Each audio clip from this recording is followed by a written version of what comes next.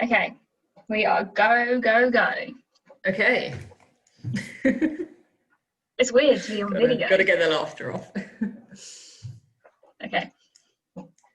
What episode number is this? I don't know. Why would you ask me that? Never mind. Okay, we'll fine. 15? 15. I think it's 15. No, we've just uploaded 15. Then it's 16, isn't it? Is it? No, because 16 is a science episode. We've got a science episode first. This might be 17. Oh, where's the spreadsheet? Just look at the spreadsheet. Oh, you didn't number the spreadsheet. You didn't know. No, it's fine. It's fine. I just won't mention the number. This is 17. Okay. I think this is 17 then. You're right. Okay. Let me just put my phone on silent. Okay. Oh, me too. Okay.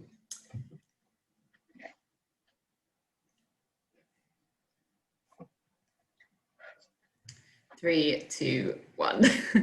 Hello, and welcome to this episode of Sparking Connections, where we're discussing Autumn Journal by Louis MacNeice. We are. It's going to be a good one, a long one, many-parted one. Yes, this will be the first of 4 parts, and because the poem is split into 24 cantos, that is sections basically, we'll be discussing cantos 1 to 6 in this episode. The next English episode will be 4 to 11. The one after that, 12 to 16. No, it's not. 12 to... Shit. Start again. Try again. So because Autumn Journal is split into 24 cantos, that is sections, in this episode we'll be discussing 1 to 6. In the next one, 7 to 12. The one after that, 13 to 18, and then finally 19 to 24. So those will be the next few English episodes. And after that, we'll move on to a different book or poem. Yes. And I will say that I'm going to try and do science episodes that link to these kind of topics that we're discussing. And we'll announce at the end of this episode what the next science one's going to be, and so on and so forth. But they should all be linked in some small way. Yes, so that would be interesting. So if we want to just start with a basic biography of Louis MacNeice, as we usually like to do. Love that. So Louis MacNeice was born in Belfast in September of 1907. Both of his parents were originally from the west of Ireland. His father, John, was a Church of Ireland bishop, so it's an Anglican church denomination, I believe. His mother, Elizabeth, died when MacNeice was 5, after which John threw himself into his work, and MacNeice found the church apparently a terrifying experience. That's quoting BBC Northern Ireland. But he appreciated the beauty and the power of his father's sermons. Hold on, what was terrifying about it? I'm not entirely sure. I suppose his father may have been quite intense about religion. Okay. I mean, there are potentially terrifying things about every denomination of Christianity. Yeah, there are minimal denominations that don't have some level of like something you could find intimidating as a child, certainly. Yeah, I'm picturing like fire and brimstone talks, like you're going to go to hell talks. So I'm just going to think about that. I mean, I'm not sure that is in the Anglican tradition. I think they're fairly... I don't think they even have hell. I don't know. I'm not religious, if you couldn't tell. Anyway, that's something... This is the thing, as I was planning this, that it's such a long poem and it is impossible to research everything you might ask about. Yeah. When I looked and at already we're off to a strong start. Yeah, but look, I counted up how long I've spent. I spent 16 hours researching this thing. Oh my And of course you asked me about the one thing I didn't look up. I mean, I'm not technically asking. I'm like, just it's a discussion in passing. I'm like, you know, what could possibly have been talked about? Yeah. So terrifying. But either way, I get the impression that his dad was quite intense about his work. When MacNeice was 10, he was sent to Marlborough College in Wiltshire, so moved to England as a child. So this was a public school education. For any Americans listening, that's British public school is private school, the one you pay for. I hate the fact that we call private schools public schools because they're not public. Anyway, which he apparently enjoyed. And he then gained a scholarship to Merton College, Oxford. Ooh, congrats. So while he was at Oxford, he met W.H. Auden, Cecil Day-Lewis and Stephen Spender and became part of the group that we now know as the Auden Group, or the 30s poets. Most of the others in that group aligned themselves with a specific political party or ideology, some form of socialism or communism. Mcneese didn't. Right. We will see some of his political views in Autumn Journal. But the main thing to take away is that he didn't subscribe to a specific party. He kind of refused to define his political beliefs according to one party or one sort of belief system. We respect that. Mm-hmm. So in 1930, while still at Oxford, he met and married his first wife, Giovanna Ezra. With her, he had one child, Dan, and then they divorced in 1936.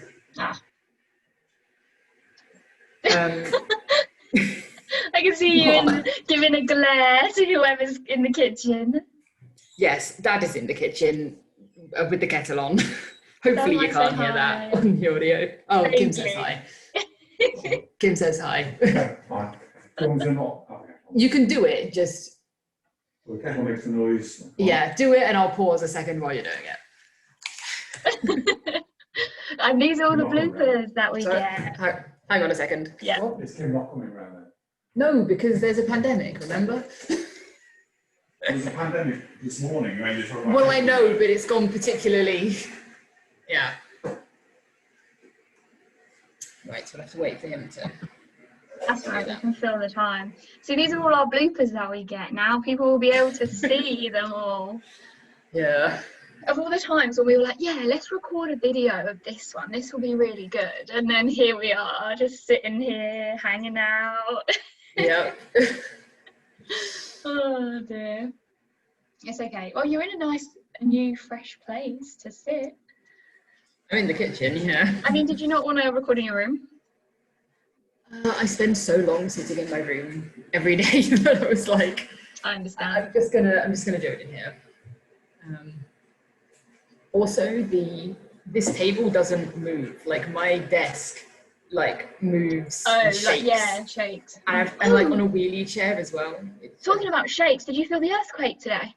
Yes, it was weird. So weird. I just got out the shower and I was like, so yeah, there you go. Mad. Is the kettle done yet? No. Can you hear it? A little bit, but not much. Okay, so I don't need to re-record the bit I was doing when he walked in. No, not at all. Okay. Not at all. Let me just finish this hot chocolate. And marshmallows in the bottom.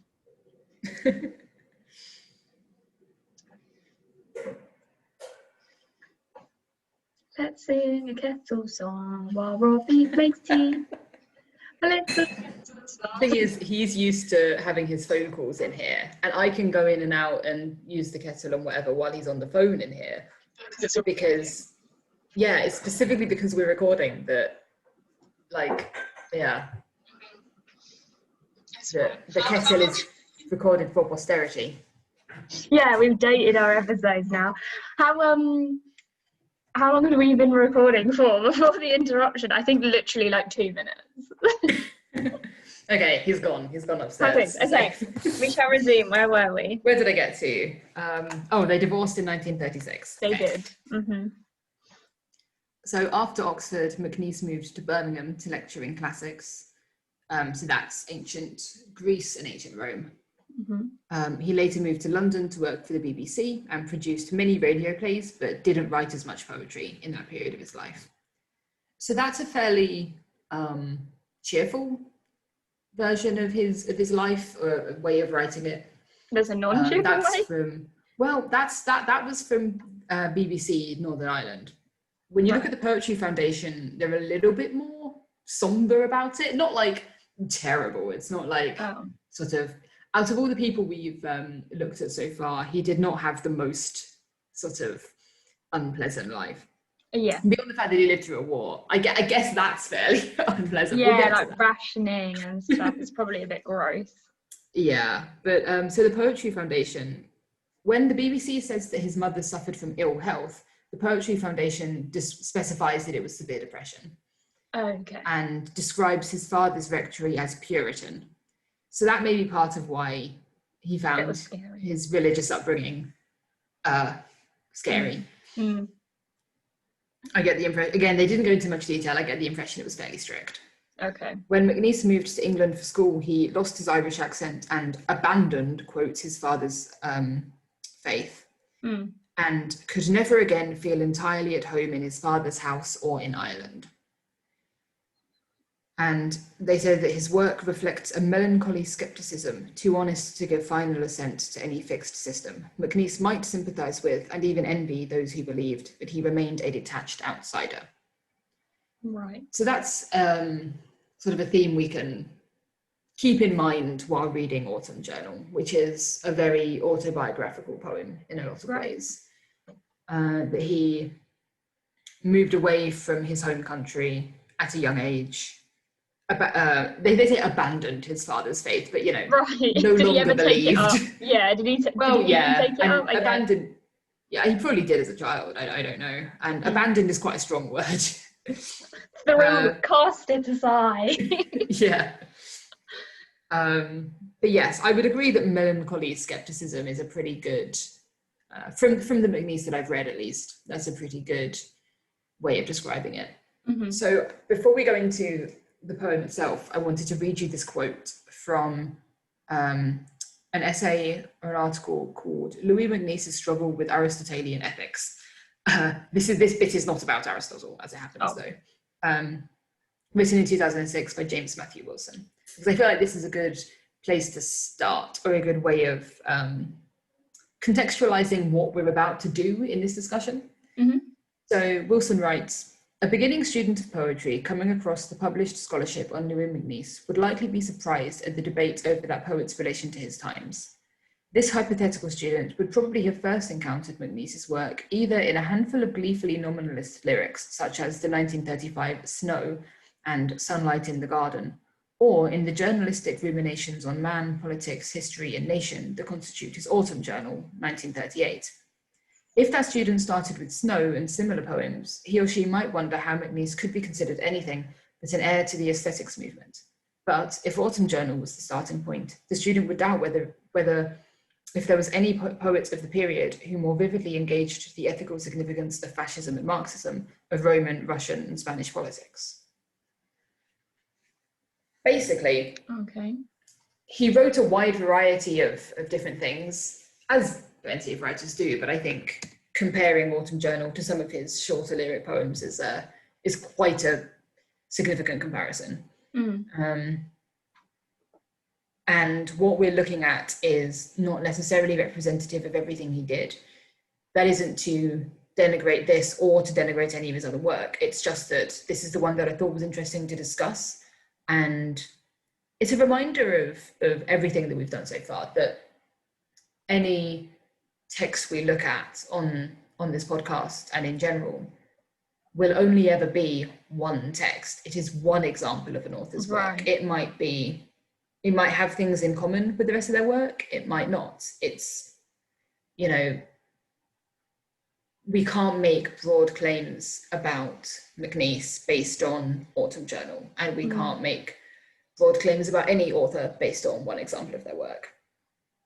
And it's particularly interesting in this, or particularly apt in this case, because if I read you part of the introduction to Autumn Journal, which was written by McNeice,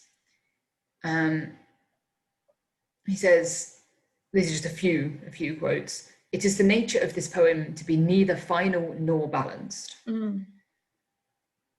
And is it in this quote or not?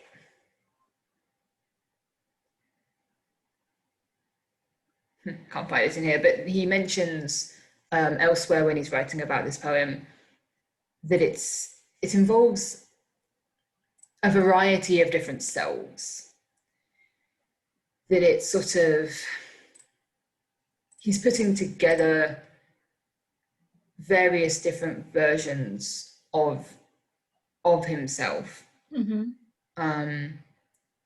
and kind of,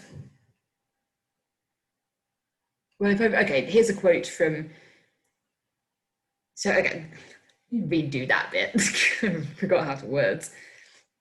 So while Mcneese was still revising this poem, he sent a description of it to T.S. Eliot and said, mentioned that it was in cantos about 80 lines in length, 24 sections. This division gives it a dramatic quality as different parts of myself can be given their say in turn. And he mentions those different parts of the self: the anarchist, the defeatist, the sensual man, the philosopher, the would-be good citizen. It's particularly apt to look at that Wilson quote in light of this. In the Autumn Journal is a poem that shows so many different versions of the narrator, who we are encouraged to identify with Mcneese. Yeah. So what we're looking at is a variety of selves, but all of his other poems are different selves as well. And that's kind of true for a lot of works, a lot of poets and writers. But it's particularly obvious in this case, I think.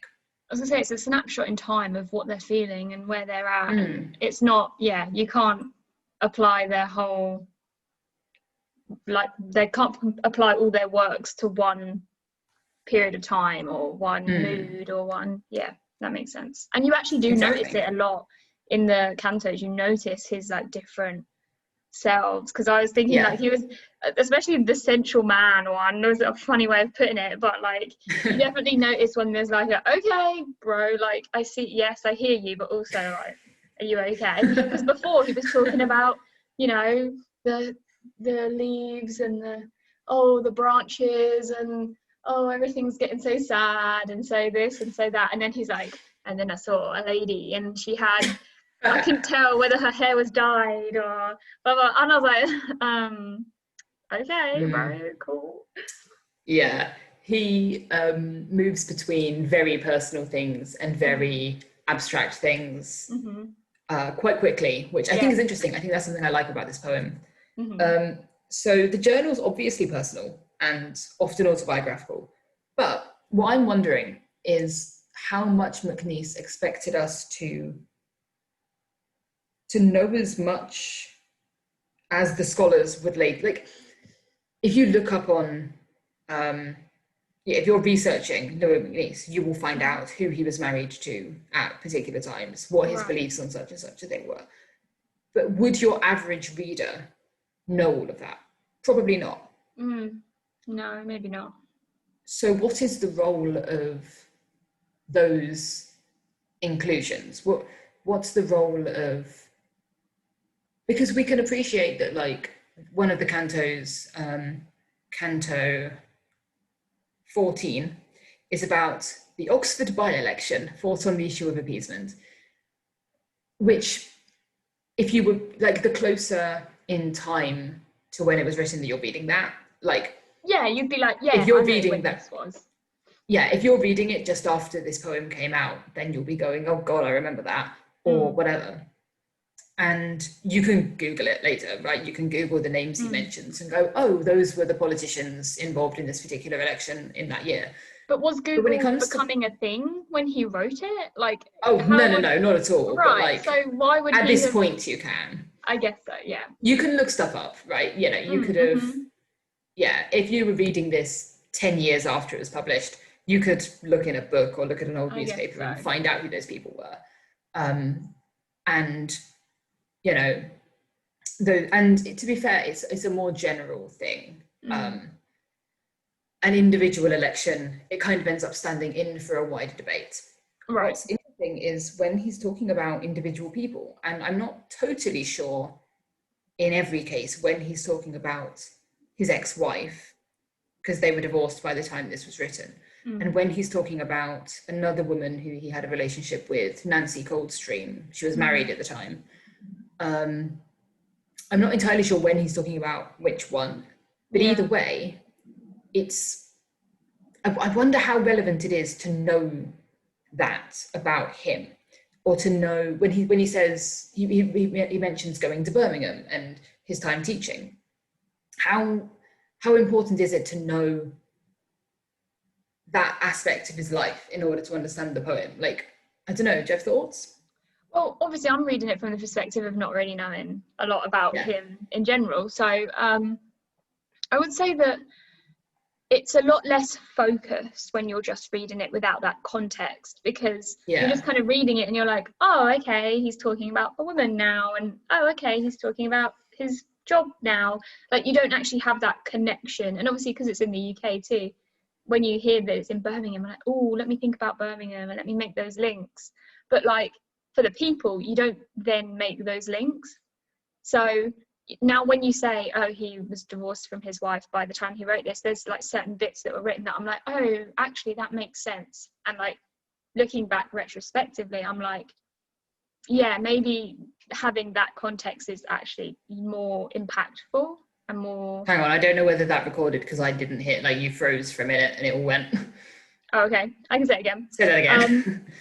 So with the knowing that he divorced his wife, it's kind of maybe more impactful to have that knowledge than it is to not, because you know, it casts things in a different light. And with like the elections and things, I feel like the more subtle imprint, or like the more subtle statements of people and things like that, they could kind of like pass you by and you'll be like, oh, he's just naming some people. But when you actually know who those people are, and obviously I read your annotated version, so you kind of pointed out some people that were significant, it becomes like, oh, he's talking about pop culture references of the time, or, you know, and it becomes a bit more clear. So I don't think it's necessary to know that stuff. But I would actually ask, do you think it's more narcissistic to have that kind of stuff because you think that people know that stuff about you, or they should know that stuff about you? I don't think he's expecting us to know his sort of personal life. But why would you? And there is a line somewhere, I forget which canto it's in, but he says something about personal. Let me have a look.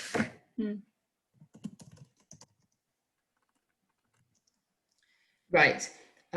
He's talking about his dreams and various things, which fantasies, no doubt, are due to my private history, matter for the analyst. Because he's written some critical, like, writing. He's written some literary criticism and is clearly like involved in the literary scene. He's sort of aware that there will be scholars. He's not necessarily assuming that his works, it's not like, oh, my work's so important, it's going to be. It's more just like, you know, I don't need to worry about this. And probably the average reader doesn't need to. Like, that's not directly, it's not directly stated, like, you, individual reader who isn't a literary critic, or a psychologist is the other way of taking analyst, right?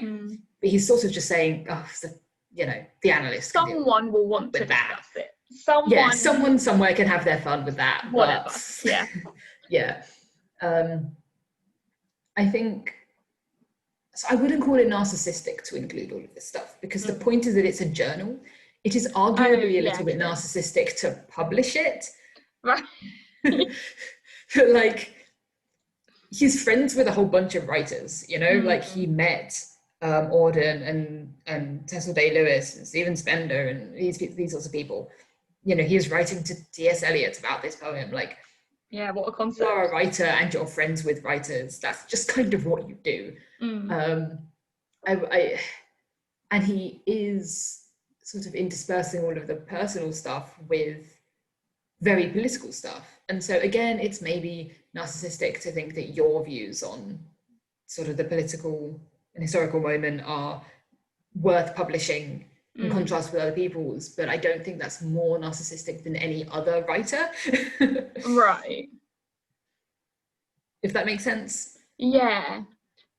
Like, Yeah, I guess as a writer, you're expecting people to read your stuff anyway. It's just the fact that it's a journal that makes sense. Yeah, yeah. And I think, you know, any writer draws on their own life in some way. Yeah, that's true.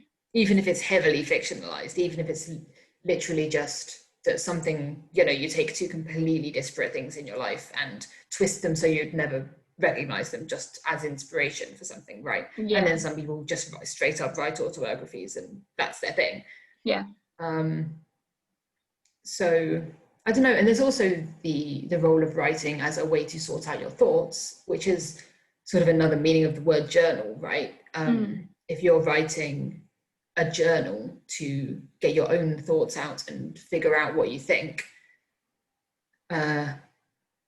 obviously your personal life is going to be involved in that as well. Right.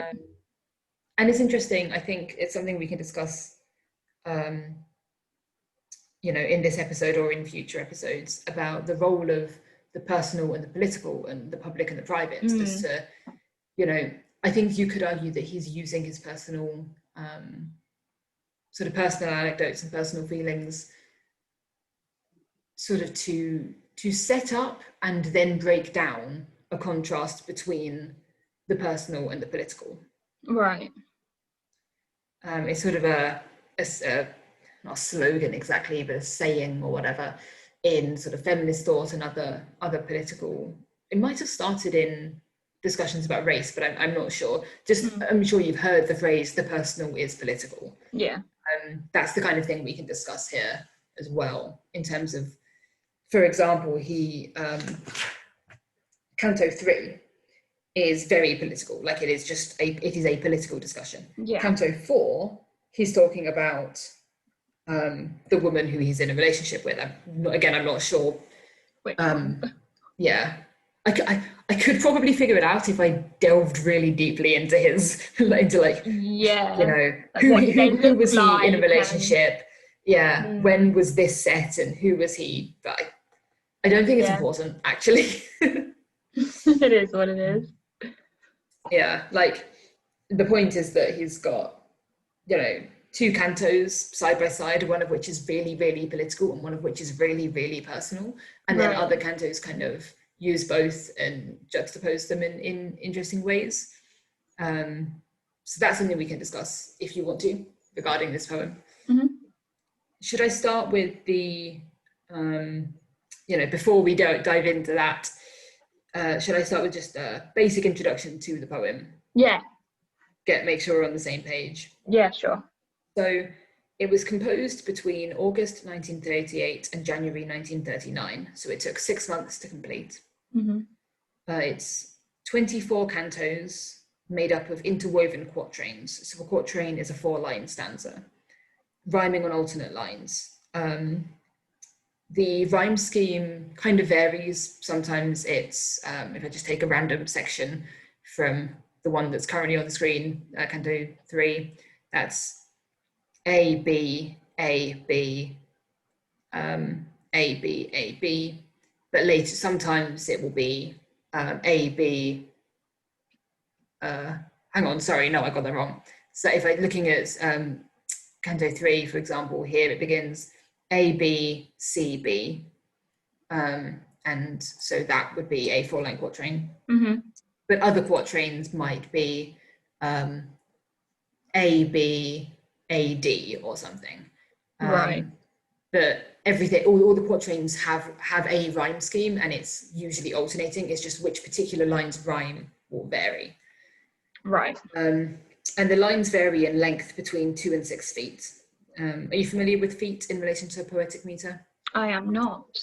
Okay, so a foot is the basic repeating rhythmic unit composed of syllables. Basically, yes. In poetry, you have meter. Meter is the pattern of syllables and pattern of stressed and unstressed syllables in a line. An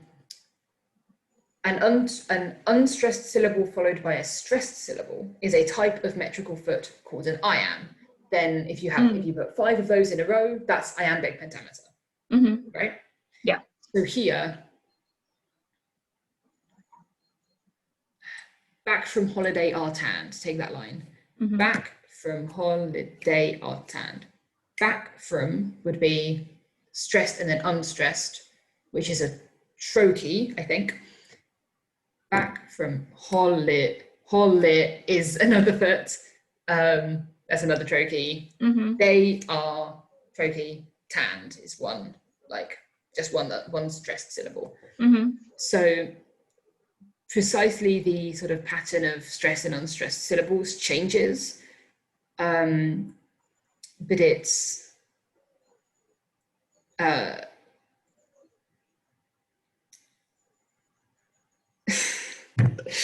like you've got it's so hard to think.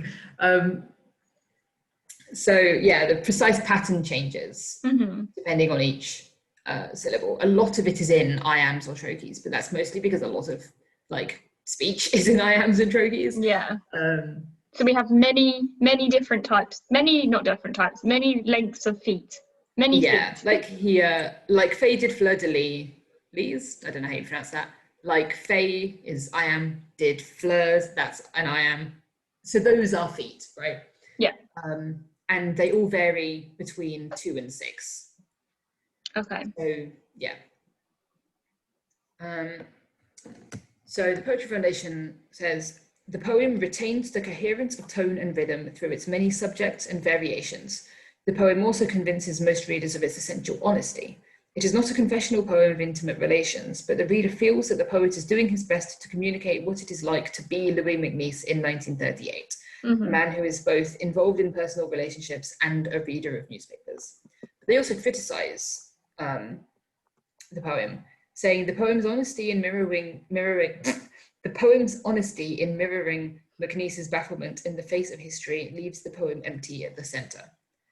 So that first bit of the quote about the coherence of tone and rhythm, basically, like I said, there's, you know, cantos and quatrains and such, but, and so that's, because that stays consistent, there's sort of a sense that everything's coherent, even if he's talking about totally different things, like the personal and the political, they are united by this common, like these common devices. In terms of it being, it's not confessional in the same way as like Sylvia Plath is confessional, for example, but it is, you know, it has a sense of honesty. Whether he's actually being honest is another matter for the analyst, but I'm gonna use that from now on. Yeah. Next time someone asks you a question you don't want to answer, matter for the analyst. But there is a sense, as I say, the reader feels that the poet is doing his best to communicate what it is like to be Louis MacNeice, specifically, at this specific moment. Yeah, you tell me it's not narcissistic. Like, okay, whatever you say. Maybe all writers are narcissists. Okay, I can accept that. I may have a vested interest in saying we're not, but... I may not be a writer, but that doesn't mean I'm not going to say that I'm not narcissistic. Right. But yeah, the criticism is basically that he is so honest and so, like, you know, so intent on communicating what he really believes to the point that he kind of fails to actually give us a moral or a message or a conclusion. Yeah, which I personally wouldn't call a bad thing. No, it's a journal. The journal's not meant to have a point. It doesn't even say in the introduction, there is no, like, I'm not trying to get to a conclusion. Is that not something he says in the note? Yeah, like, if I had been writing a didactic poem proper, so didactic being, I can't speak today. Are you okay? A didactic. So he says, if I had been writing a didactic poem proper, didactic poems being ones that like teach a message, it would have been my job to qualify or eliminate these overstatements and inconsistencies. But I was writing what I have called a journal. In a journal or a personal letter, a man writes at what that he feels in a moment. Exactly. Yeah. He doesn't care. He's not trying to make a conclusion.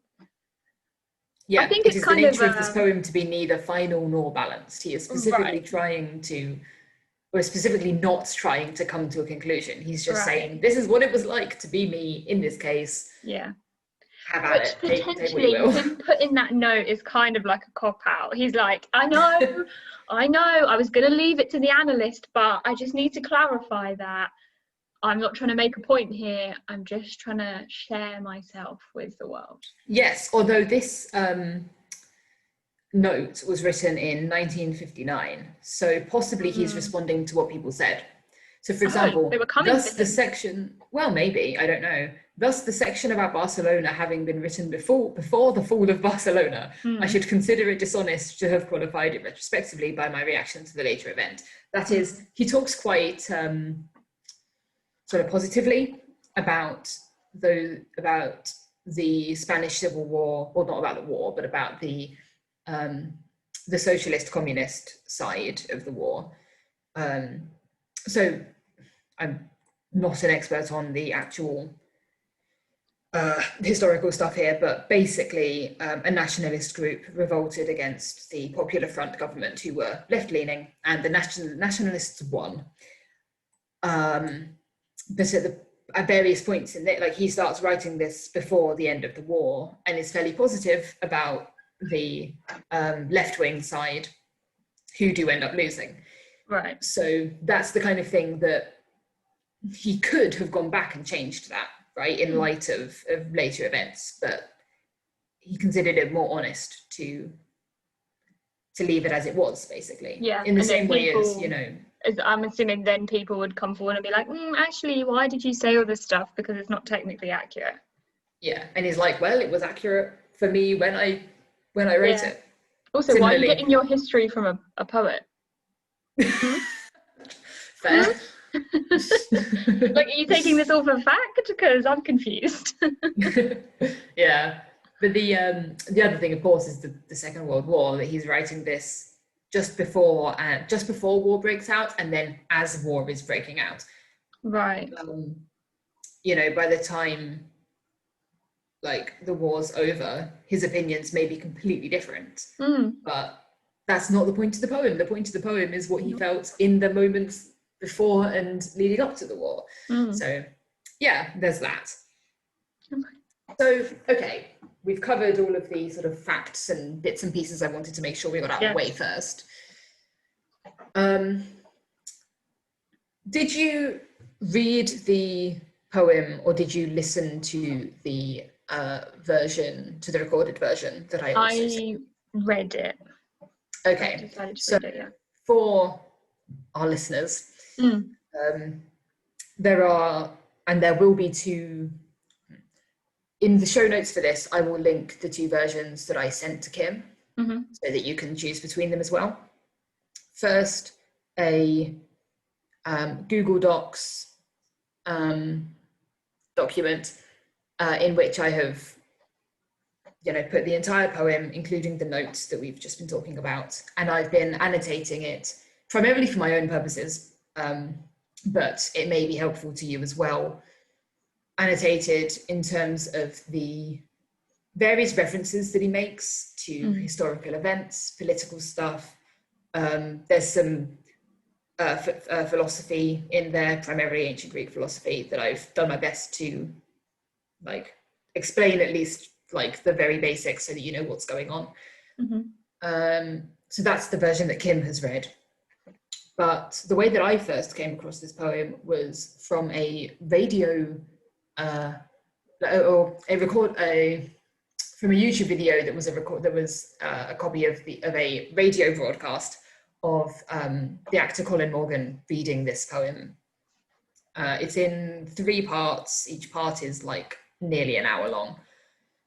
And I would really recommend listening to that version, especially if you struggle to read long poems. I definitely used to. So I've listened to that several times, and I've read the poem. Probably, if you want the version that I copied the Google Doc from, that will be in the bibliography. It's from archive.org. It's just a copy of the poem. But listening to it read aloud, I think, is a very effective way of engaging with it. And the other thing to note is that the recorded version has a line cut because of the use of a specific racial slur, which I've censored in the Google Doc, but like I haven't cut out the entire line. So you have that option. You can go Google a version for the completely uncensored one.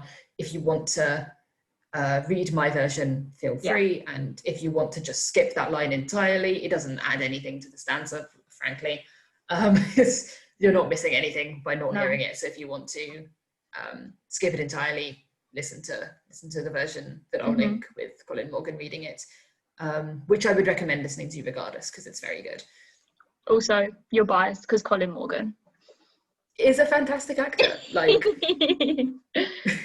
if you don't know Esme likes Colin Morgan, a true icon. Just an icon. He is. I was a actor. huge Merlin fan as a kid, and I saw him in a play just before lockdown. Oh yeah, and he is a phenomenal actor. Like, I admire his work a great deal. But yes, enjoy his dulcet tones on the audio recording, which will be linked. Or alternatively, sometimes I feel like it's nice to listen to something and read, so you can have both. And that's an option. Fun. Yep. Okay, cool. Where are we headed next?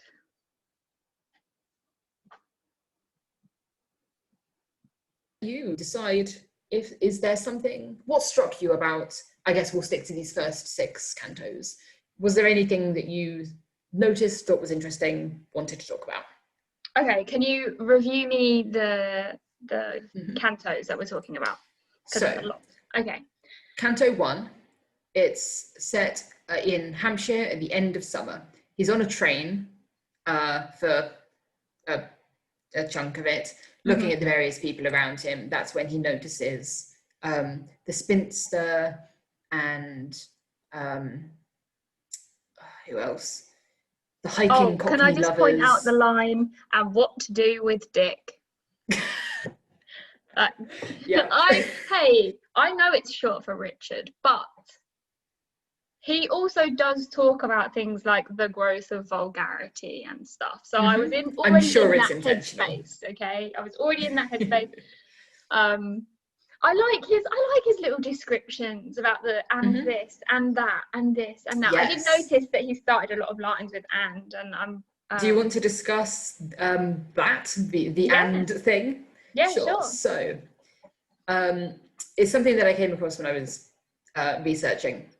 So, if I find the quote. So this is in Canto 1. Right? Yeah, 1 and it is used throughout the the poem, but Canto 1 is a good example of it. Yeah.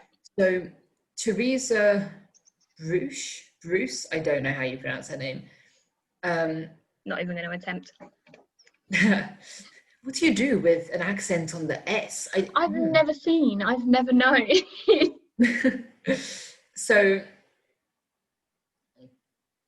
I'll read this quote for you. Recollection, an act of retrieving, is strongly tied to collection. The subject of Autumn Journal says, and I remember, activating the storage of his memories, summoning memories with ands, and consolidating his memories with ands. His collector, objects coerced into presence, are joined by the preposition and. Searching through their contents, he creates an arbitrary system. Rudimentary as it is, it helps enlarge the significance of his collection. A list imposes some order. It has traces of form, and thus it can facilitate recognition of patterns of his experience. And so she goes on to talk about the list form, the catalogue, the effect of essentially a poem that is collecting objects and moments almost obsessively, and then listing them out for you, and sort of if you have it's sort of, you could look at the poem in lots of different sections of ands, sort of separated by other things, but every so often it will be and this and this and this and this, and it's kind of like taking all of your photos and lining them up and going, these ones, all of these ones that are joined with ands are from Hampshire in the summer, and all of these ones are related to the Oxford by-election, and all of these ones are related to childhood or whatever. But the thing about the word "and" is that it equalizes everything, right? Sure. So if I were to talk about like, how would I phrase it? If I were to tell you everything I can see in this kitchen that I'm sitting in right now, I might start with the biggest things and then move on to the smaller things. Right. And I might say, well, there's a table and there's the dresser with a bunch of plates in it, and there's these flowers on the table, but there's this, or there isn't this. Mm-hmm. And the prepositions I choose relegate things to levels of importance. So the dresser and the table are of equal importance. I've separated them by "and." But when I said the dresser with some plates in it, that's sort of, right. the dresser is the more important or significant part of that in the Mm-hmm. way that I phrased it. The fact that it's got plates in it, that's sort of, the plates are part of the dresser. There's sort of Right. categories of object there, Thing where it's with like others. And then yeah, it's thing, like thing, table, thing. dresser, plates. And Yeah. they're different things, and they're not on equal footing. So if Mhm. you take a bunch of stuff, but if I were to just say on the desk there is a bunch of flowers, a water bottle, a laptop, a pen, and I just listed them and I just stuck "and" in between them, there's a pen and a water bottle and a laptop, it doesn't matter what order I say them in, they're all equal, they're all just separated by "and." Right. And also, Teresa Bruce quotes or paraphrases Dodsworth. I didn't make a note of that person's first name, unfortunately, who estimates that because addition does not logically clarify the relation between the items it conjoins, it is necessary in each case to study the individual nature of its use, the sort of emphases that are placed in every text, like the tone of voice. And I would add to that it also necessitates individual study of each individual item, as well as studying the effect that adding that item has on the list as a whole. Right. Does that make sense? Yes. You've got like the fact that the word "and" doesn't, it's just like, it's kind of neutral. It's just like there is this and there is this. These two things might be related in some way or they might not. The only thing that makes them related is things. We're seeing things. Yeah. And so in each case, so Dodsworth says that in each case, you have to look at, you can't say "and" always does this, because the point is that "and" doesn't really do anything. You have to look at that individual instance. But I'd also say that because it puts everything on equal footing, you know, this and this and this, all of those are the same, like the same importance. The only way that you could possibly hierarchize them, is that a word? Whatever, make them into a hierarchy, is by looking at the order I've put them in, or my tone of voice, which of course you can't do in writing. And so each individual item, we have to look at, if I say a table and a dresser and some plates, we need to look at the table, we need to look at the dresser, we need to look at the plates, and we need to look at what each of those things has as a list, as a group. Right.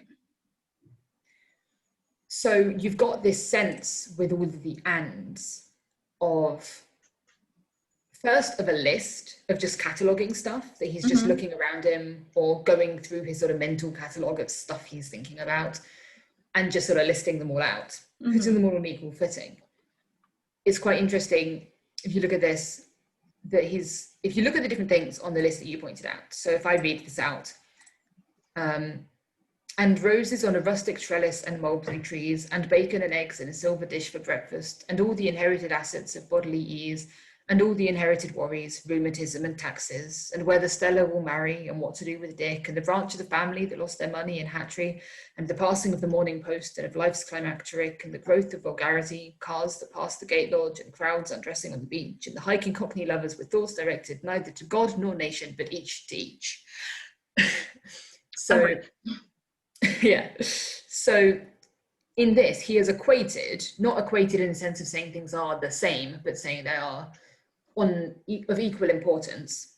An entire branch of a family who have lost their money.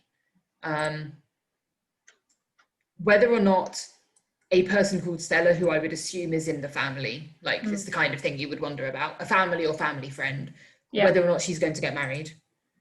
There is Dick, or has Richard. somehow, Dick has somehow caused a problem or is in trouble and everyone's worried about him. Yeah. And all of that sort of like stuff that's relevant to the family is on equal footing with the mulberry trees. And the eggs and the bacon. Yeah. He is worrying about all of these things equally, or thinking about them all equally. Thinking, yeah. Yeah. Rheumatism and taxes. Very specific. Like, that's the thing as well. It's very broad, the whole family, what we're going to do about this family that's lost their money, and the growth of vulgarity. It's very vague. And then all of a sudden, rheumatism and taxes. Yeah. Very specifically. Those two things sort of juxtaposed as well are interesting in the sense that, like, taxes are this, like, are a personal contribution to a collective force or a collective sort of consideration. Rheumatism is a thing that you experience on your own. Yeah, very individual. Yeah, you've got this sort of personal thing. Highly also, personal, yeah. Yeah, if you think about rheumatism and any other kind of illness or whatever, illness or sort of physical experience, they tend to be sort of an inevitability with things like, I would consider rheumatism on the same kind of level as like arthritis and dementia and other stuff that can happen to young people but tends to happen to old people. Whereas taxes are not actually an inevitability, but there have been aphorisms about taxes being inevitable since I think the Roman era. I was going to say, getting taxes in the Roman era. That we've said two things in life are inevitable: death and taxes. And it's kind of the same thing, except that he's taken, instead of death, he's taken something that feels just as inevitable, right? That you're going to have rheumatism or some other thing, arthritis or dementia or something in your old age. And so he's sort of taken death and made it smaller and then placed it next to taxes. It's these tiny personal things. Yeah. Equated, equal importance with this personal contribution to a collective good, both of which are inevitable. Like, that's interesting, right? But then I would say that it's more important to make rheumatism, like to make that personal death experience or old age experience smaller, because when you put something like that next to taxes, it's a lot less important. But by bringing it down to the same level, like it kind of, I don't know, is he trying to strike a balance with all of this stuff? Like the vagueness of certain important things matched with the specificity of things that are insignificant. Like, you could have just, like, you didn't have to say bacon and eggs in a silver dish for breakfast. That's very specific. Whereas, like, the family that lost their money is very vague, but it's more important, but it's still in the same list. So, I think it's almost like, I get the impression in this stanza that this is him just on a train, just thinking, like, not like, sometimes daydreaming, just a normal train of thought. Yeah.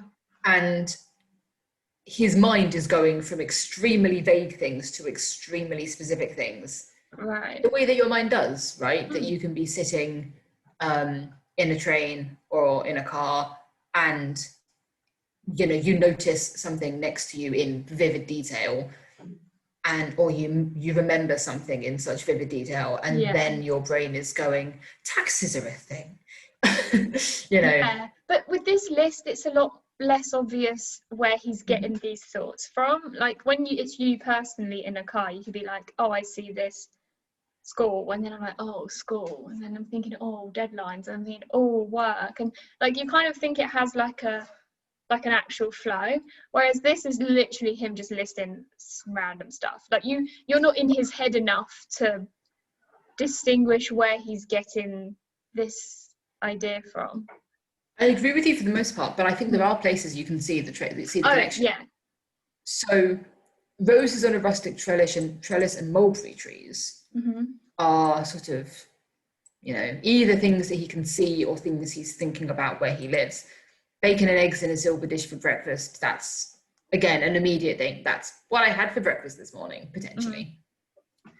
And, it's that, and all the inherited assets of bodily ease. So all the things that I can do. Yeah. Well, yeah, he's thinking about sort of a relatively a simple but luxurious life. That he's able to have bacon and eggs in the morning, and that it's on a silver dish. And he's inherited that, right? He just comes from a middle class family. That's just a thing. Based on his parents, he's able to get the kind of job that enables him to have bacon and eggs and to have roses in his garden. Right. But so then he's also inherited worries. Exactly. And those worries range from rheumatism, which he may well have just been thinking about, to taxes, and then, inherited worries, stuff from his family. So whether Stella will marry, and then the branch of the family that lost their money. And then he's sort of going on and on and on, right? Like each thing connects to another thing, and sometimes it's more obvious and sometimes it's less obvious why. And at some point it's cars that pass the gate lodge. Well, probably the car's just gone past, right? Yeah, right. And the crowds undressing on the beach as well. It's probably like he's seeing either the beach or he's seeing people traveling to potentially the beach. Exactly. Precisely. Okay, yeah. I'll give you that one then, I suppose. Do you want to look further along? What time is it? Okay, so we've done nearly an hour, so we're 10 minutes short of an hour. So we'll have to cut out some things though. Just I was going to say, like, I'm saying that each raw section could probably be about an hour and a half, like maximum. So, but like, do you have anything you want to say next about the next part, or anything about the next canto, or you want to go to the next canto? Okay, so the next canto is quite different. The first canto we've been discussing his basically personal things. It's kind of setting the scene. Summer is ending. He's in Hampshire. It's fairly average, in the sense of, like, the things he's describing, a lot of it sounds nice, sort of pleasant, suburban, fairly boring. All quiet on the family front, he says. Love that. And then, he then talks a little bit about the person who he's in a relationship with. Also, the bit that says, but till life, wait, you totally went. But till life did us part, I loved her with paper money and with whiskey on the breath. Is she a prostitute? Is she a sex worker?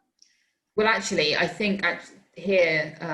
is that what he's talking about? And the train's rhythm becomes the ad nauseam repetition of every tired o'bard and maudlin madrigal. So that's music. A madrigal is a medieval short lyrical poem, or a complex polyphonic unaccompanied vocal piece on a secular text, developed especially in the 16th and 17th centuries. So then you've got the juxtaposition of a madrigal that's maudlin, that is drunk, or silly or emotional.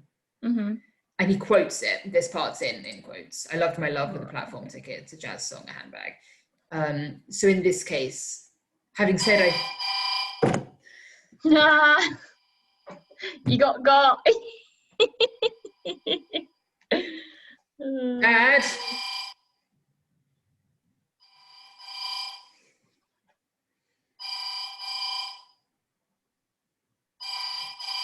I like these moments between us.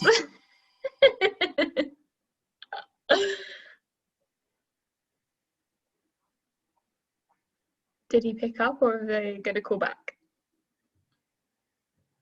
Not sure, I can just hear him on the stairs, but I can't tell if he's going up or down. And maybe he doesn't know if he's going up or down. Maybe. He's just walking. Yeah. Well, maybe because the phone stopped ringing, he's like, oh, I'm not going to go all the way downstairs. Yeah. Yes, okay. Yes. Yeah, let me go back a pace because I could have just done that better. Yeah. So yeah, he's talking about sort of quiet, nice suburban life in Hampshire at the end of summer. And sort of quotes a maudlin madrigal, nice sort of juxtaposition between a madrigal and polyphonic piece of music from the 16th and 17th centuries. But it's maudlin as in it is drunk enough to be emotionally silly, weakly and effusively sentimental. And yeah, he's quoting this song, I loved my love with the platform ticket, a jazz song, etc. And so at the very end of that stanza, and so to London and down the ever-moving stairs, where a warm wind blows the bodies of men together and blows apart their complexes and cares. So everything's chill. It's the end of summer. It's all nice. We're not worrying about anything. Canto 2 begins, spider, spider, twisting tight, but the watch is wary beneath the pillow. I am afraid in the web of night. It's like, oh, okay, right.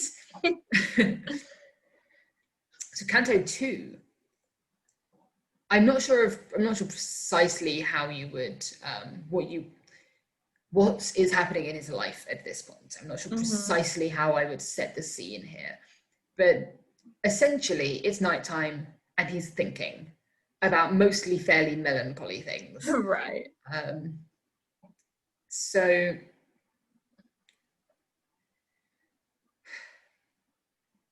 yeah, he says, I think of Persephone gone down to dark, no more a virgin, gone the garish meadow. But why must she come back? Why must the snowdrop mark that life goes on forever? There are nights when I'm lonely and long for love, but tonight is quintessential dark. He's lonely, he's a bit melancholy, and he ends up thinking about Plato, which makes sense. We all do that, don't we? Well, we all think about the meaning of life, right? And like, what are we doing here? And that sort of thought. What's my place in the world? Yeah. So, goodbye the platonic sieve of the carnal man. That's a weird phrase, and I haven't figured out precisely how to parse it. But platonic love, as defined by Plato, concerns rising through levels of closeness to wisdom and true beauty, from carnal attraction to individual bodies to attraction to souls, and eventually union with the truth.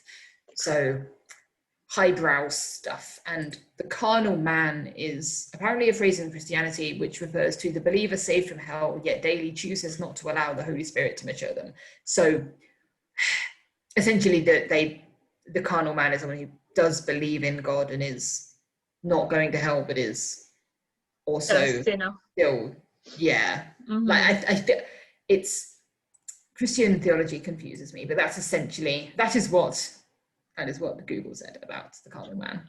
Throwback to his father? Well, yeah, it makes sense, right? That he would think of Christian dogma and he would think of classical philosophy, because both of them are things that he was raised on. Yeah. And yeah, so he talks about being in its purest form. I just want to point out that he says, goodbye also Plato's philosophizing. I have a better plan. I am better than Plato. No, I know that's not what he means specifically, but like, he's like, thing, right? I'm going somewhere else with this. So yeah, I mean, so Plato, essentially, if I'm remembering this correctly, Plato's sort of main thing, the most famous thing that Plato says, is that the world that we live in is the world of appearances. It's not true reality. True reality is the world of the forms. The forms are these non-physical, wholly sort of perfect representations sort of like souls almost of like everything. There is a form of everything. And what we live in, what we're seeing, are Plato compares them to shadows on the wall of a cave. What we're seeing are the shadows cast by puppets held in front of the fire, not the puppets themselves. So when McNeice says, if you can equate being in its purest form with denial of all appearance, that is, if everything around me is not real and reality is beyond appearance, then he says, then let me disappear. You know, if you want to be one with everything, he talks about nirvana here, then it needs to be, you need to get rid of all appearance. Right. And it's kind of, the spider imagery here is quite apt in that a lot of this is very sort of roundabout.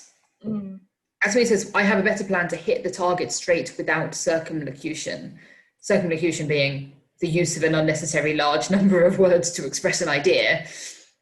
Essentially, he's saying, look, Plato's got this whole fire thing and the forms and whatever.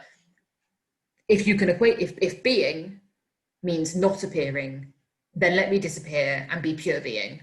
Pure not being, nirvana. Just essentially get rid of all of this nonsense that's around us and just exist in a pure form. Right. Which is obviously impossible. And so this is what he's thinking about at night.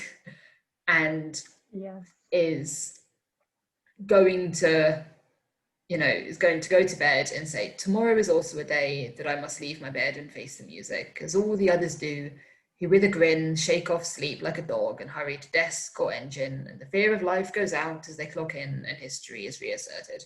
Essentially, you can have this whole being and not being and appearances and reality, and you've got to get up tomorrow morning and you've got to go to work.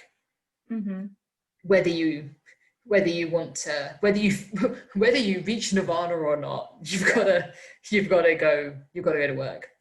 And I think that's an interesting sort of, if you're following his logic and you're following this thought process from the beginning of the canto, and you're sort of taking what he's saying, and it's like, yeah, I see, that makes sense.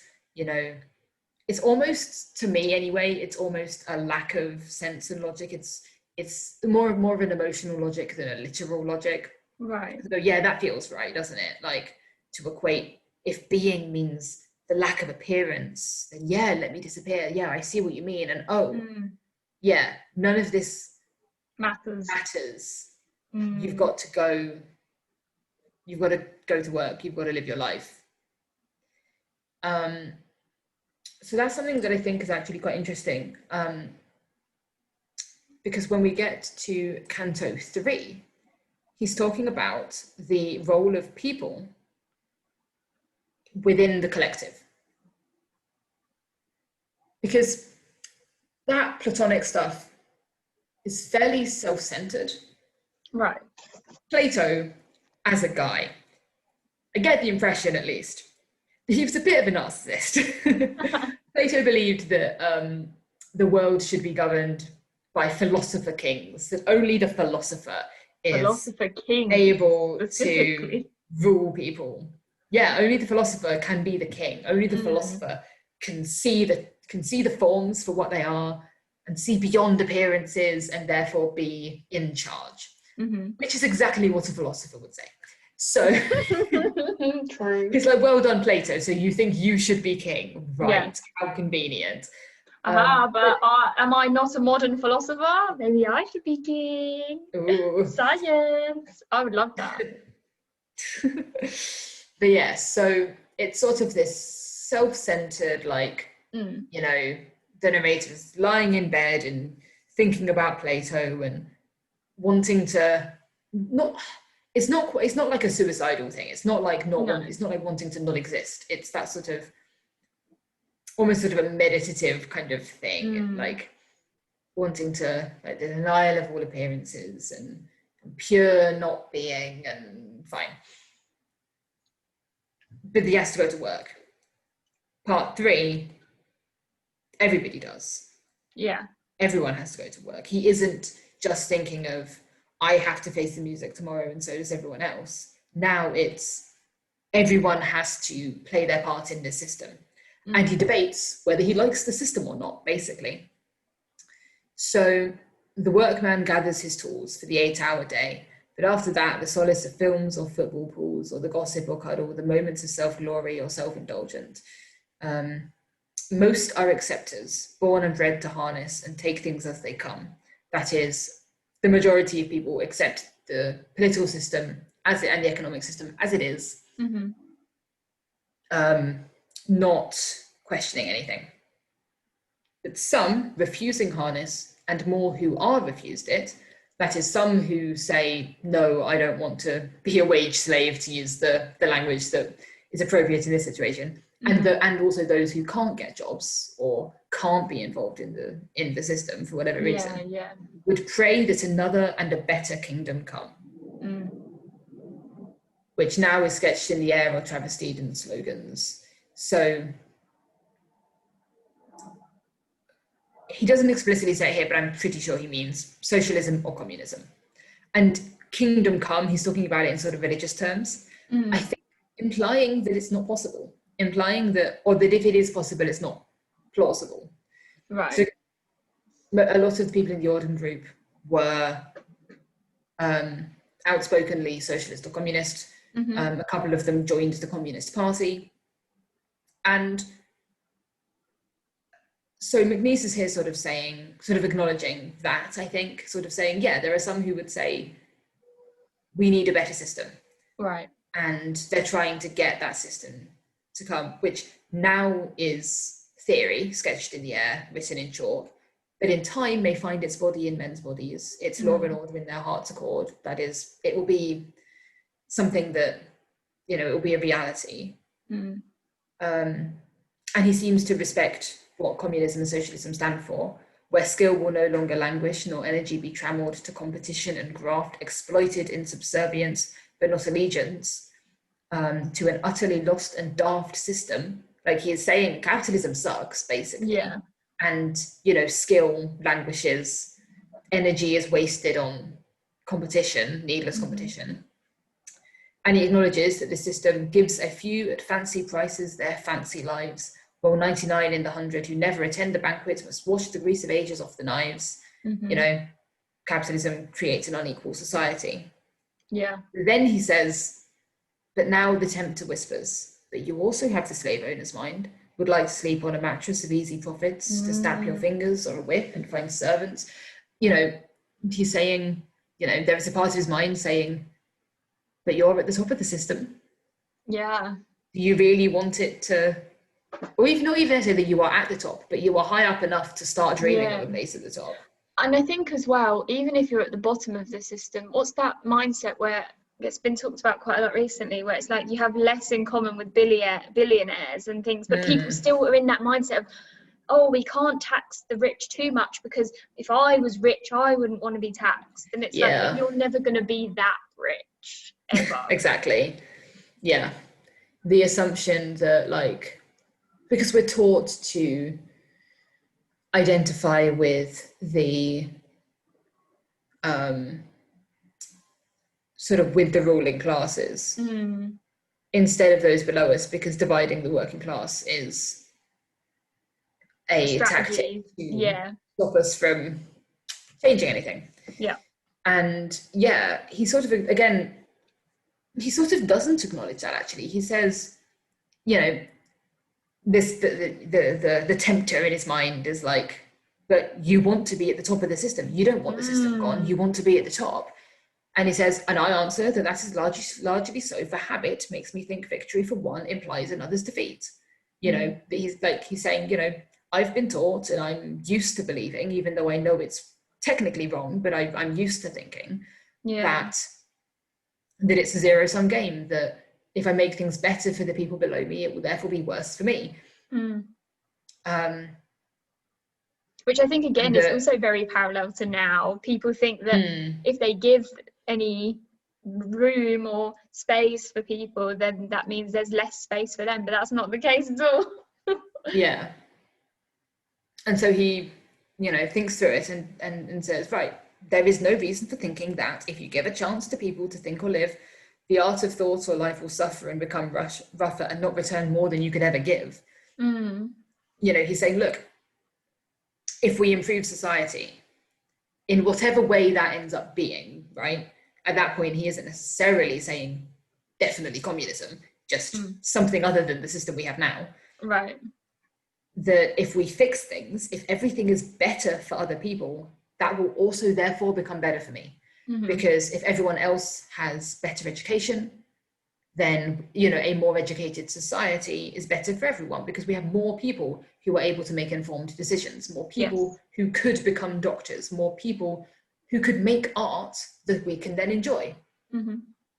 You know, and so that's sort of where he ends that train of thought. And now I relapse to sleep, to dreams perhaps, and reaction, where I shall play the gangster or the sheikh. You know, he's sort of saying, right, he's going to go to sleep and dream about all kinds of things. And that's the bit where he's like, matter for the analyst. Like, the analyst can deal with why I dream of these things. Yeah. But then the final thing I think is really interesting. But the final cure is not in his past dissecting fingers, the analyst's past dissecting fingers, but in a future of action, the will and fist of those who abjure the luxury of self-pity. Bear in mind, self-pity, I would argue, is exactly what he was doing in Canto 2. Yeah. And prefer to risk a movement without being sure if movement will be better or worse in 100 years or 1,000 when the heart is pure. None of our hearts are pure. We always have mixed motives. Those mixed motives, again, what he's been talking about, he's saying, look, you know, everybody, like, no one is 100% sure, and no one is 100% selfless, right? Yeah. It's basically impossible to be, it's basically impossible to sort of 100% want what's best for everybody else and not for yourself, because that's just not the way that we are. Yeah. But then he says, the worst of all deceits is to murmur, Lord, I am not worthy, and lying easy, turn your face to the wall. You can't sort of say, and okay, I'm just not good enough, I'm just not going to think about it, because you can't do that. And that becomes that sort of foreshadowing for later on, sort of unintentional foreshadowing, I assume, given that this was written over the course of those 6 months, that, you know, he's saying, look, you have to act to make society better. You don't have to be sure of it. You don't have to pretend to be perfect or pretend not to have mixed motives, but you do need to act. Yeah. And later on, as a war is beginning, he talks about how urgent action is, that you really, really can't, you know, not have an opinion on the Second World War. Well, that's the thing, you will be impacted. Like, it doesn't matter whether you say anything or not, you will be impacted, so you effectively have to say something. Yeah. And there's that saying about not standing with the oppressed is choosing the side of the oppressor. In this case, refusing to take a side in this war ends up benefiting Hitler. Right? Like that's the situation here. Hitler has declared war on or, you know, Hitler is invading countries, and if you don't condemn that, then you're permitting it, right? Yeah. So when we get to Canto 4 and the beginning of September, we switch again to personal stuff. Right. But there is this transition. So he's been thinking about systems of government, basically, capitalism, socialism, communism. And so he begins Canto 4 saying, it's September, and I think with joy how whatever, now or in the future, the system, nothing, whatever, can take the people away. There will always be people. Basically, whatever the rest of the world is doing, whatever the government is doing, there's always going to be friends, there's always going to be lovers, there's always going to be people around. Which I think is quite a hopeful view, arguably too hopeful, depending on maybe what's happening, but and so though perhaps the conditions of love will be changed and its vices diminished, and affection not lapsed to narrow possessiveness, jealousy founded on vanity. So he's sort of saying, there will always be lovers, but the way that we love might change. Right. In good and bad ways.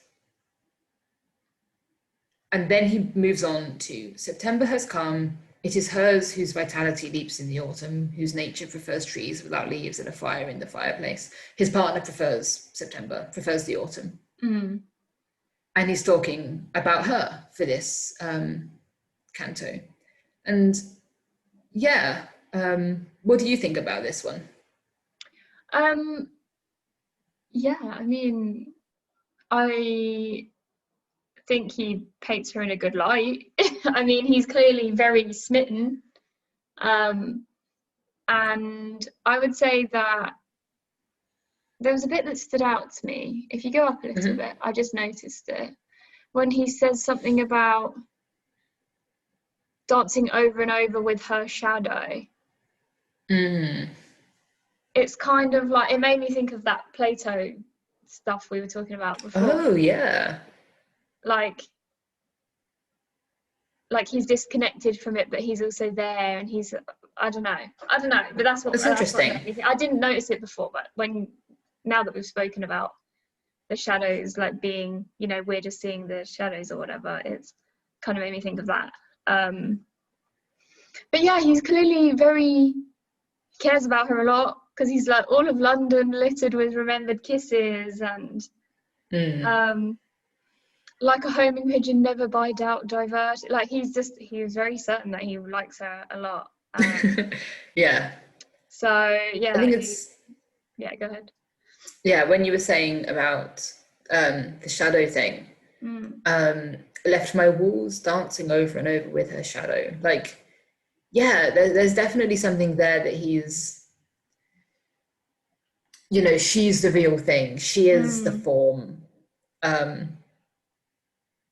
And but the appearance, you've got the form and the shadow, the form and the appearances, and she is the form, but he is aware of the shadows on the walls. Right. He's aware of the appearances, and her appearance is everywhere. Oh, it's okay. It's like the way that the forms work. You've got the form of dogs, and then you've got, or the form of the dog, and then you've got what we would consider actual dogs, but Plato would consider various instances of dog. So each individual dog is a version or a reflection or a shadow of the form of dog. And so she is the form, and even when she is the form, and all of these various ways that she's touched his life are like the shadows, and so they're all kind of part of her in a way. It's kind of like an interesting way of saying that he sees her everywhere. Yeah. And that she has touched lots of aspects of his life. Yeah. And so it's interesting because part 3 is fairly melancholy. Definitely an example of the melancholy skepticism that the Poetry Foundation attributes to him. And then canto 4 is really, really happy because she's there. And it's sort of, I don't know, there's something there that I want to focus on that I'm not precisely sure how to put into words, about the juxtaposition between worrying about the world and about the people versus thinking with happiness about a specific person, and how those two things relate. Because it could be this, like what you're talking about with personal and political. You know, Mhm. his personal life clearly is quite happy at this point. Mhm. And then the political side, or the more outside perspective, is that everything is not good. There's war brewing, and so I guess it's like that stark contrast again between the personal and the political, and like it almost makes what he says next about war and things more jarring, because he's like, my personal Yeah. life is great, I'm having a good old time, Mm. and you know, I've got this lovely person who I'm spending all my time with and who reminds me of all these different things. And then you go back to, and then there's a war and I'm in Spain and there's more war, and you know, Yeah. yeah, I guess it makes the contrast more harsh. Yeah. I think the other thing actually is that it's the microcosm and the macrocosm. That, like you said, it makes it more harsh because we now have a vested interest in a person. Like, Yeah. it's like when people say that you should care about climate change for the sake of your children or your grandchildren, that it's really difficult to care about the people, but it's easy to care about individual people. Right. And so when it's almost like the reason why he cares about all of that stuff in Canto 3, the reason why he's worrying about it and thinking, you know, I need to get rid of my slave owner's mind, to quote that canto. I need to like figure out what form of government I think is the most ethical and do my best to uphold or bring that about. Yeah. The reason I need to do all of that is for the sake of people like her, the people who I care about, because it's kind of like when you look out of your window and see all of these people and none of them really stand out, but you want the best for them because any of those people could be like that. Those people include your best friend, right, and your family, and your, in this case, partner. Yeah. And you're then able to sort of see that every other person who you don't know is like this to someone.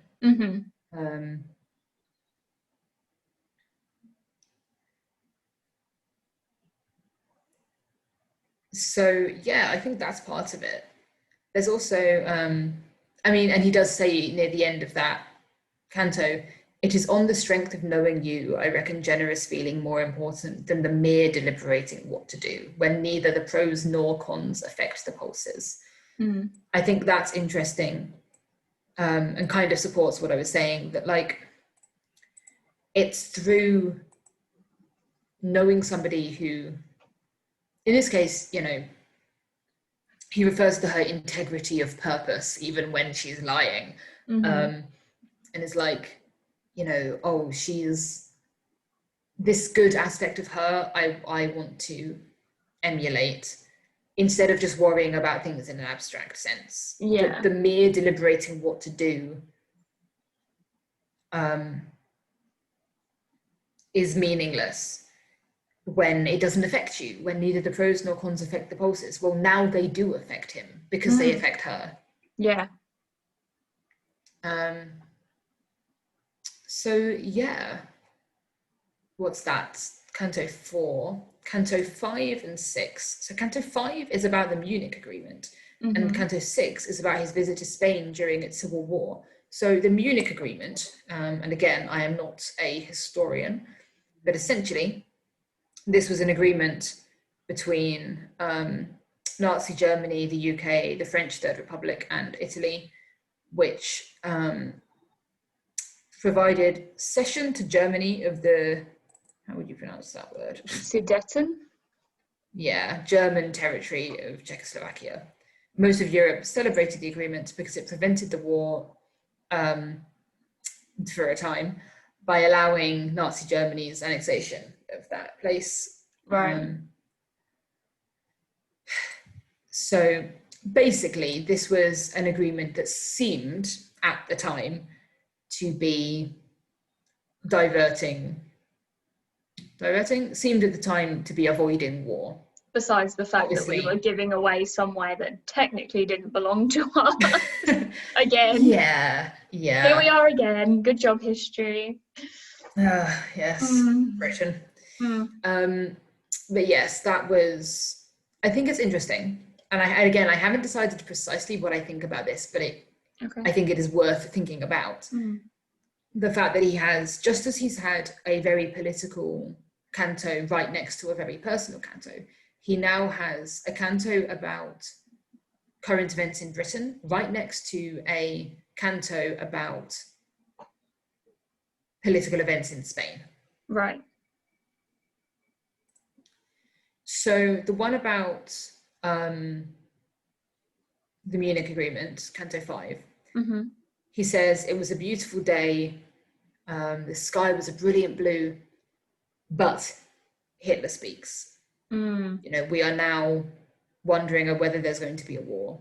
And that he's thinking, you know, it's happened before, just like this before. It can't, it can't be real. We've already had the First World War. That was the war to end all. I was going to say, well, they thought everyone World War. It was just the World War. It wasn't World War One. It was just, that was it. The World War done.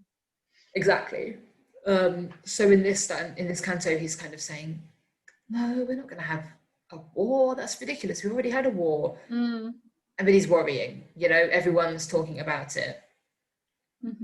I think this bit's particularly interesting. Did you see the latest? You mean where the Cobb has bust the record? Or do you mean the Australians have lost their last by 10 wickets? Or do you mean that the autumn fashions? No, we don't mean anything like that again. No, what we mean, it's Hodser, Henlein, Hitler. You know, that's, everything is changing. There might be a war. Or there might be another war when there was not supposed to be another war. And bear in mind, he was, I think, 7. I think he would have been 7 when the war broke out, when the First World War broke out, possibly 6. A child, anyway. Yeah, a poor formative child. Yeah.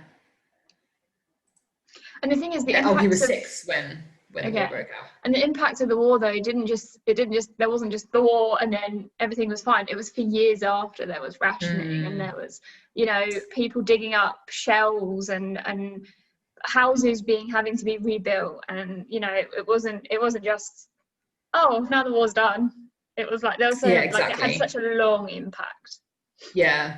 So then worrying that that's going to happen again is kind of terrifying. Yeah. And he's saying, you know, there's the hill near his flat, whose summit once was used for a gun emplacement and very likely will be used that way again. Yeah. He's talking about all the things he loves about London too, like all the things he's seeing and you know, it's all going to be different if the war breaks out. I'm worrying that it won't exist anymore.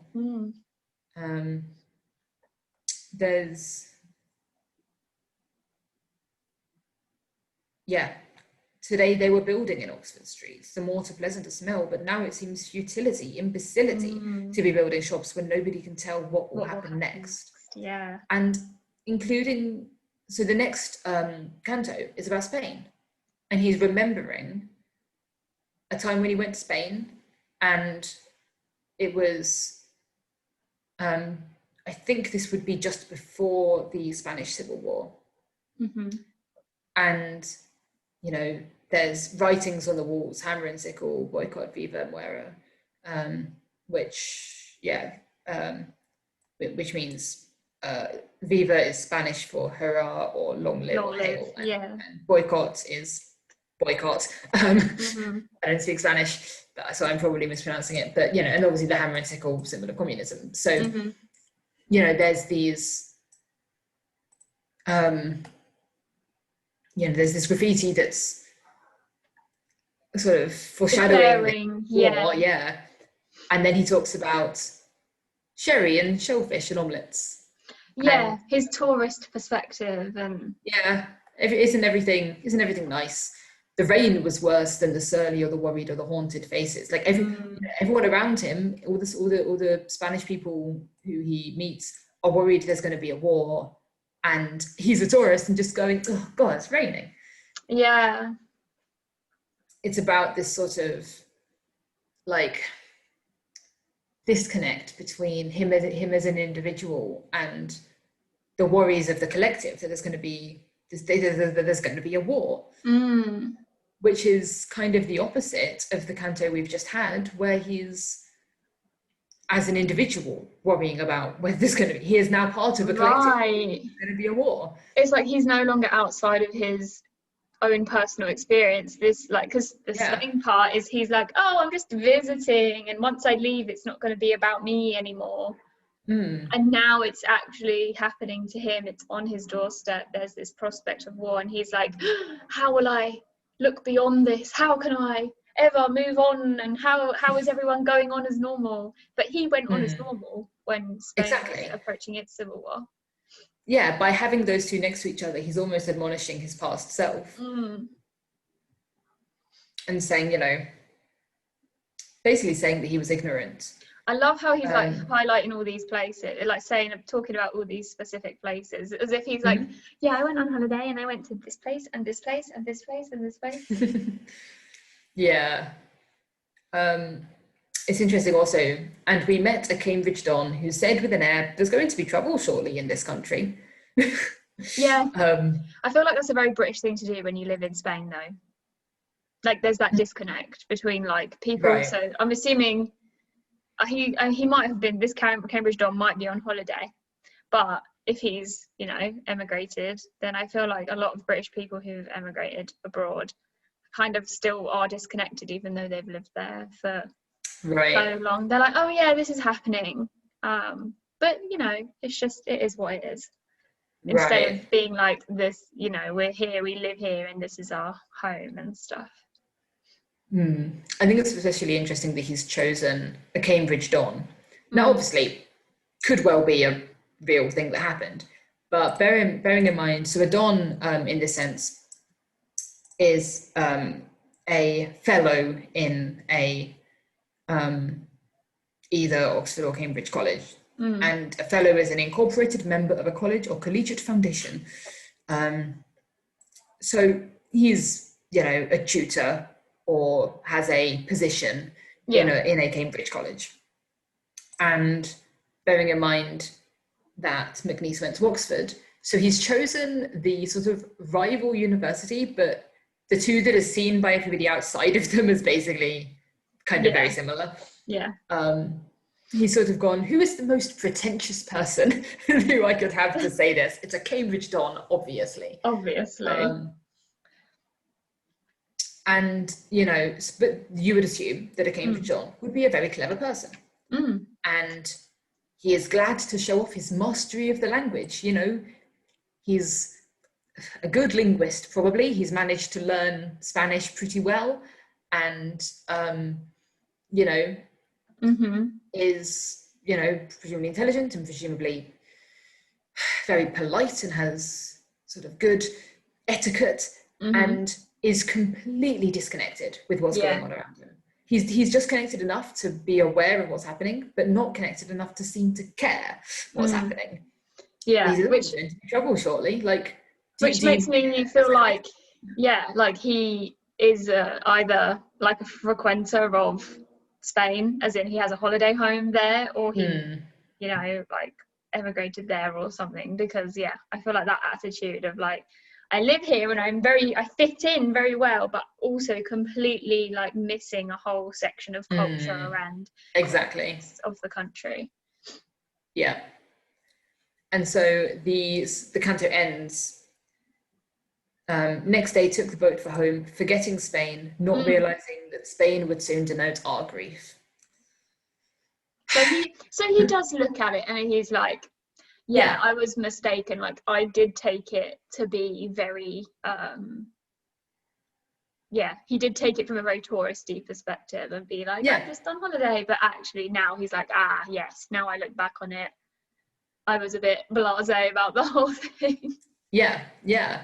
Sort of unempathetic almost. That he is, and I think he sort of ends up casting, considering he's somebody who didn't want to align himself with his specific political party.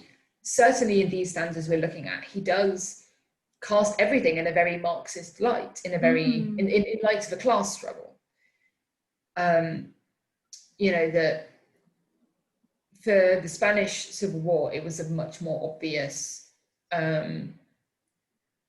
conflict between left wing and right wing, between communism and nationalism. Right. And there was this thing organized by W.H. Auden, so another poet who Mcneese was friends with. And it was called Authors Take Sides on the Spanish Civil War. Right. And basically Auden asked lots of writers to take sides, to say whether they were in support of the left-wing Spanish government, who was supported by sort of communists, socialists, sort of people on the general left wing of various sort of left-wing spectrum kind of positions, or whether they supported the nationalists, or whether they were neutral. A few people said they were neutral. There were several authors who were very strongly in support of the Valencia government and sort of the left wing in general. There were a couple of nationalists. But Louis MacNeice said, "I support the Valencia government in Spain. Normally, I would only support a cause because I hoped to get something out of it. Here, the reason is stronger. If this cause is lost, nobody with civilized values may be able to get anything out of anything." I think it's a little bit tongue-in-cheek. Like, I don't think...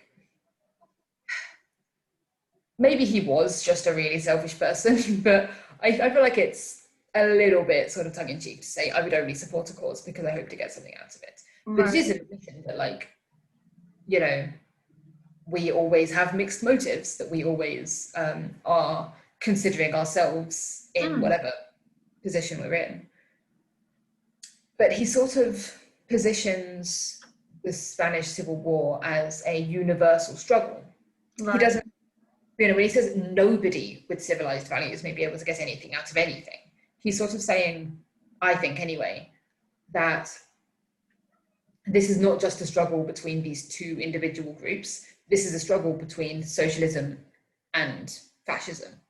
This is a struggle between extreme left wing and extreme right wing. And similarly, he positions the Second World War and the outbreak of that as a struggle between Hitler, fascism, and left wing. And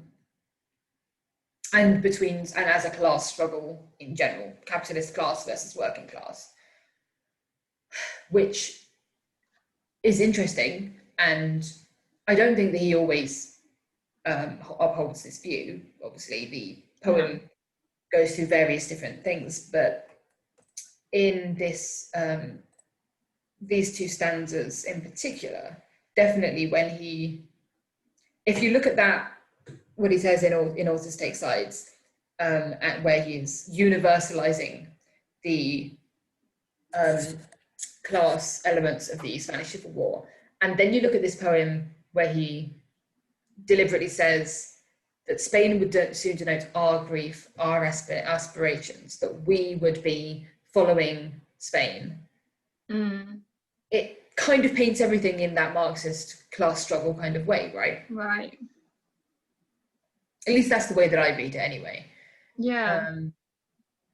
And he doesn't necessarily it's not necessarily that he's therefore saying that he is extremely left-wing and that he believes that we should have communism or socialism. It almost feels like he's saying, well, one side's going to win out. We're either going to have a left-wing, like from what he can tell at this point in time, either fascism's going to win or socialism's going to win. And we need to take a side. We need to choose which one's better and which one's worse. So yeah, I think that's interesting. That's stanza 6. So if you would like to stop here or sort of ask any questions you'd like to end on, and then our next episode can start from stanza 7. I don't think I have any questions. I think we talked about all the bits and bobs that I thought about. I guess on the Spain point, he seems to have travelled quite a lot through the entirety of Spain, because Cordoba and La Linea and Algeciras are all south. Gibraltar's in the south, but then further up he's talking about Seville, which I guess Seville's in the south. It's sort of further up than really south. What the UK would consider the Midlands, but I don't think Spain has any Midlands. You know more about Spanish geography than I do, so yeah. So I wonder if that changed his perspective by seeing. I can't remember where he was at the top of the canto, but yeah, like I wonder if where he went helped him see that perspective from going north to south, or whether, I don't know. I wonder. I wonder if like him exposing himself to a lot of Spain, then when he left, he was like, yeah, I saw a lot. So therefore, because obviously, if for the typical person, you go to one area and it's that one, that colours your whole experience. But by the sounds of it, he went to multiple towns, and I just, I wonder if that shaped his perspective at all. Quite possibly. I don't know enough about either Spain or the Civil War to be able to sort of make an educated comment. I don't know enough about the Civil War to say whether it was a north-south divide or whether it was something different or whatever. I'm not sure. But I do think you're right that he's well travelled, and even if he didn't think about it at the time, he's able afterwards, bearing in mind this canto, it begins, and I remember Spain. That is, he's talking about something that's already happened. He's in this canto, he is in England still, thinking about his trip to Spain in light of what's happening in England at the time. Yeah. So possibly he has been to lots of places in Spain, and that's given him a pretty decent understanding of what was happening in retrospect. Yeah. I think that's definitely what you said definitely makes sense, I think. And then also the Easter, because some of Spain is very Catholic. Oh yeah. And how he talks about the church is full of saints tortured on the racks of marble and covered with gilt and dimly lit with candles. Like that's a lot of like church chapel kind of imagery. And and the marble and the gilt makes me think very specifically of Catholicism as well. Right. So I don't know how that also ties in, but I feel like that also might have a place either in what he's talking about in general, or not necessarily the Civil War, but I guess religion would have been impacted by the Civil War too, so things would be different.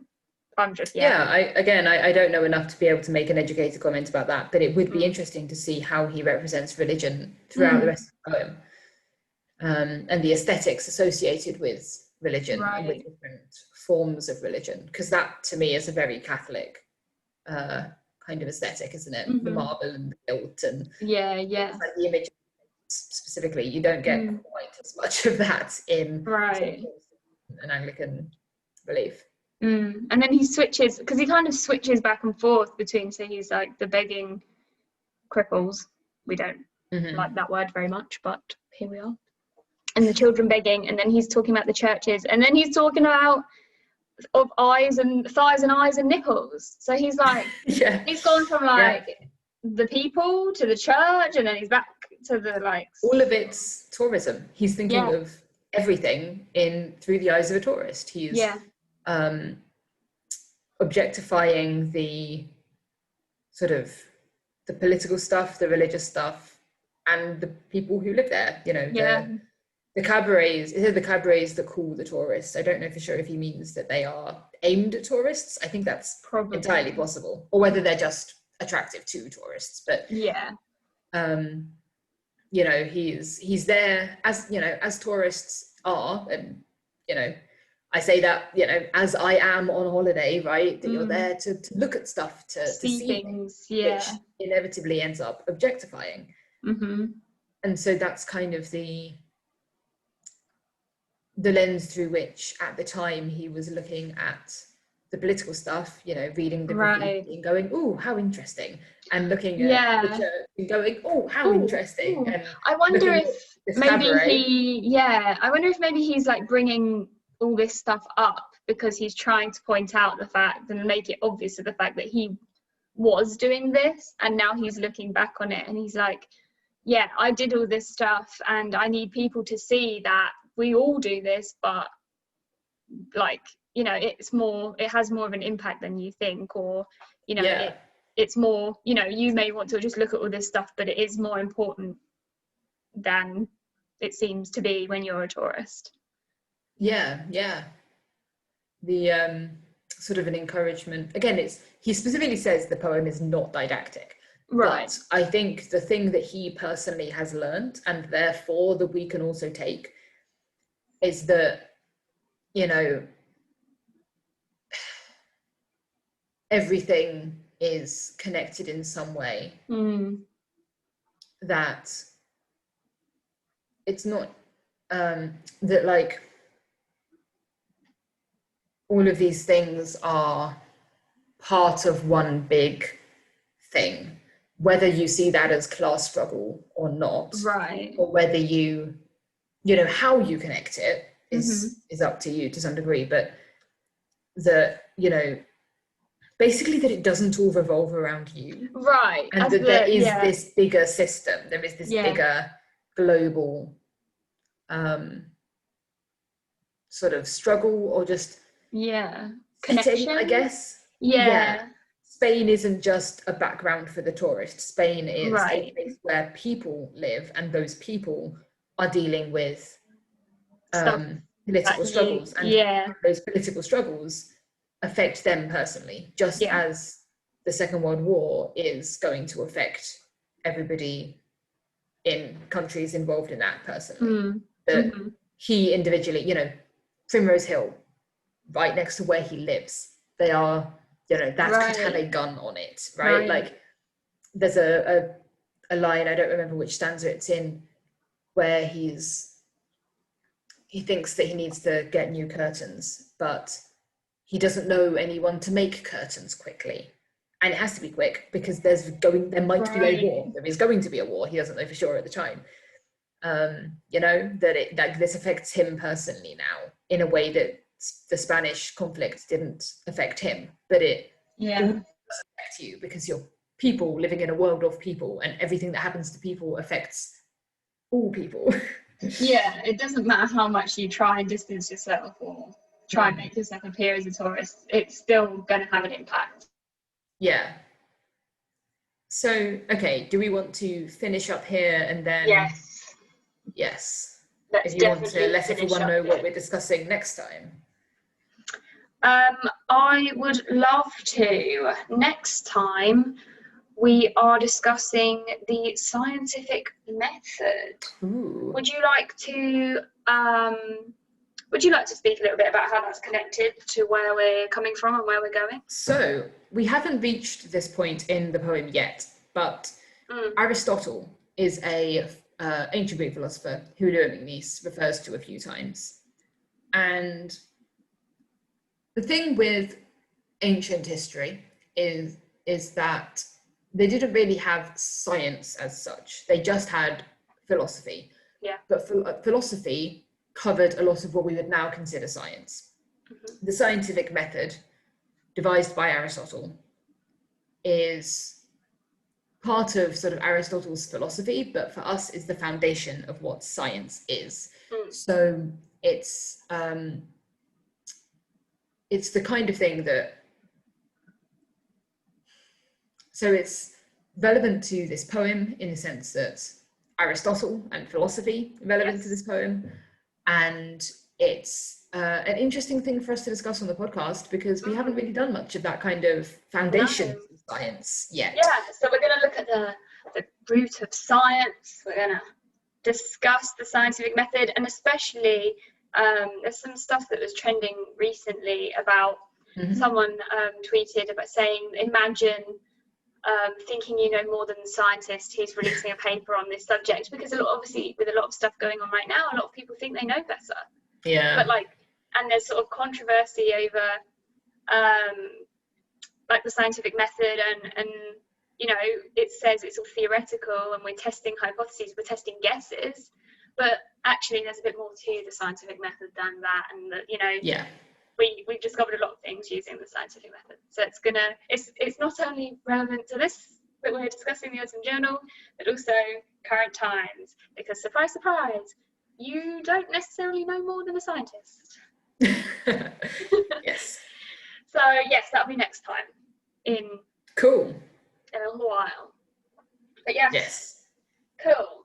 Thank you everybody for listening to part 1 of the Autumn Journal. See you next time.